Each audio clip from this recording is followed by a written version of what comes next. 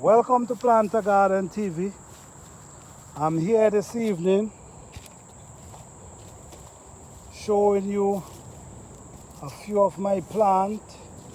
That's my banana tree right there. That's my fruit tree right there, plum tree.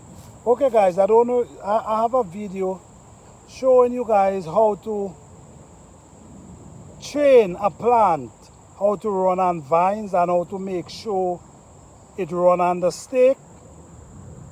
And when you do this, I guarantee you, you will harvest a lot more than if you just leave it on the ground. Once they run up like this, they're gonna bear non-stop. Okay? So this is it right now. I put another stick to it that they could continue running. If you don't steer them or control them, they will run everywhere. This plant, when I come to this vines was wrapped around this pigeon peas tree. So I had also unclear it.